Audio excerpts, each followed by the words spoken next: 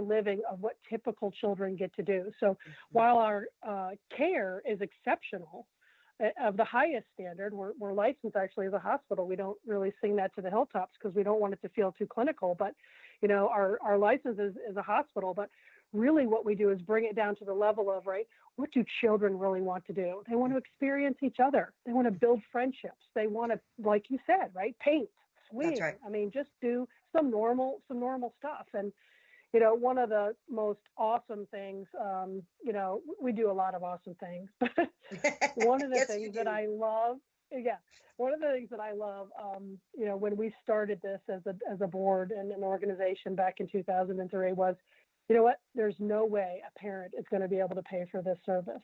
So that's one of the other things that I think is such a gift, right? It's a gift to the child because they get an experience that otherwise they would never get. They get to build friendships. And boy, do I have some incredible stories about friendships being built there. But it's such a gift to the parents because they don't have to pay 1 cent for their child to be able to receive this care, for them to be able to get a good night's sleep or just pay bills or just reconnect with their family. We look at that as that's our job.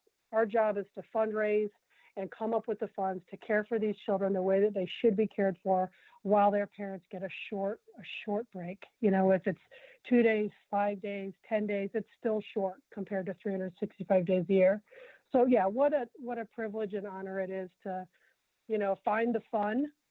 We always say A Rosie Place is where love, care, and fun live. And we really try to live that out just every day. Well, and just sitting here thinking about that too, what does it mean for the child when they're in an environment where they see other children like them? I can't even, I can't even imagine. Speak to that. Yeah. Well, all children respond differently, right? Just like every other child. It just depends on the circumstance. But what we have found is, right, if they're newly starting to come to us and see what it's all about, right, they're more apprehensive. We have a child, right, who might have all kinds of tubes and all kinds of equipment hooked up to them, but they're seeing it from their perspective, right, from their face down, looking at their toes. They know what that looks like, but they've never looked at another and seen another child with tubes and equipment hanging off of them and dragging behind them, So that to them is just like, wow, what is that? But once they start to realize and connect with one another, right, all of that stuff goes away. It's just like children, right? They find each other, they find that space of belonging, and they're like, hey, I know you, or I know what this is. And sometimes, I mean, we have kids that are totally nonverbal, yet we will see them reach out hands to the child next to them, and that child will reach out their hand, and then they're holding hands, even though no one had any idea. It's funny because I think the general public does not give children with disabilities enough credit. They just don't. And children have so much expression. They have so much going on inside. And if you just spend a little bit of time with them, they all, just like any child, right? They have unique personalities. They have moods. They have wants and desires. And so you really start to get to see that when they encounter each other. One of my favorite stories of all time, it always makes me think about, what's that one moment that made all of this worth it, and I just remember Max being isolated, him not being able to do as much as I would have wanted him to do as a mother. He didn't get invited places. He wasn't having sleepovers, all those things that a mom would want for their child. And I remember there was a mom who called the front office, and there was 2 boys that had stayed the week before together. They had never met each other before. One was in a wheelchair, but pretty verbal. He communicated with staff a lot, and he was kind of a spitfire. He was a fun boy. He was about 12 years old. Then there was another boy there who was about 11, and he was nonverbal. He didn't have a whole lot to say. He didn't have a lot of expression, but somehow there was a connection because the one young boy's mother called and said, that my son had such an extraordinary time with this other young man this past week, or young boy this past week. And we would love to see if we could set up another sleepover. So you think, okay, we could probably do that, right? That's what we're here for, right? Try to say yes. So we call the other mother whose, child doesn't communicate a lot, doesn't have a lot of affect. And she just started sobbing. And she said, never did I think ever anyone would ever call for a sleepover with my child. So, Wow. wow. Wow. For that Wow. mother, it was Yes. everything, Yes. everything that Yes. changed their whole world, That's right. Well, and and I think and sure enough, that we could do it.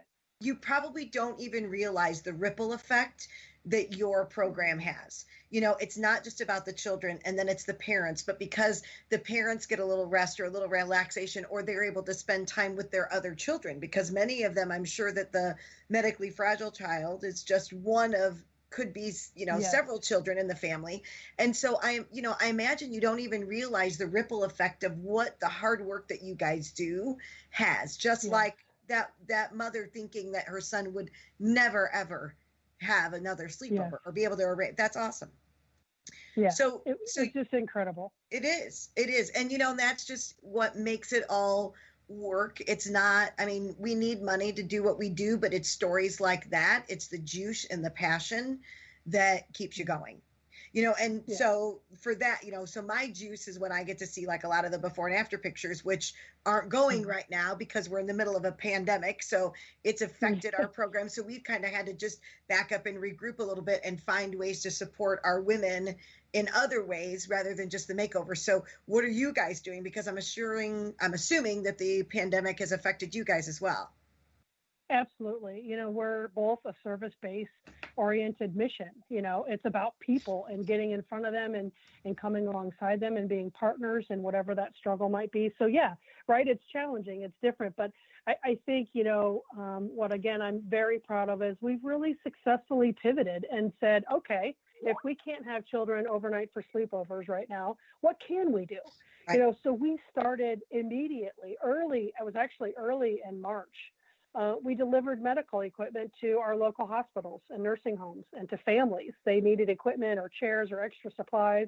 So we've been doing that since, like I said, early-ish in March, and now it's somewhere in April. And so Right. we reached out to donors just to check on them, just to say, hey, we just want to see how you're doing, and we wanted to say thank you for the resources that you've provided so that we can continue to give families and children things that they need.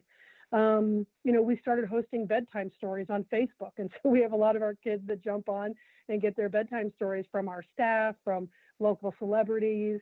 We started an online support group for parents, which was awesome because Mm, I've always wanted to do that. And guess what the barrier was? Nobody to babysit their child, right? right. Duh. Nobody to Right. watch your child for them to come and connect with other parents. So we started doing 4 times a year. We brought all the families and caregivers together, which was great. Well, in March, we had to cancel that. So we started doing things online. And how awesome is it that we've been able to see people engage together, parents engage together, and they don't need a sitter. So That's right. what a great way so that will continue, I'm sure, forever. And then just doing small things, right?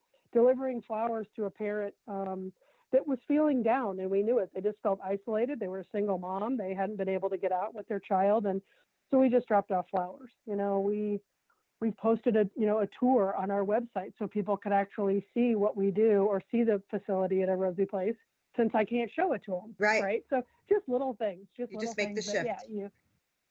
that's right. That's right. You really embrace it. You find the opportunities in it, and you can't let this paralyze you. That's right. When it's the service of others. It's how do we love on people? Let's go out and do that. So That's right. that's what we're about at A Rosie Place. Yeah.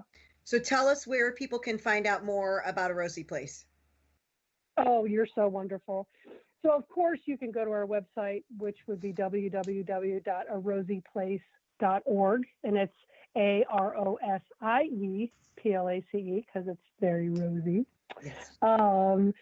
You can certainly find us on our Facebook page.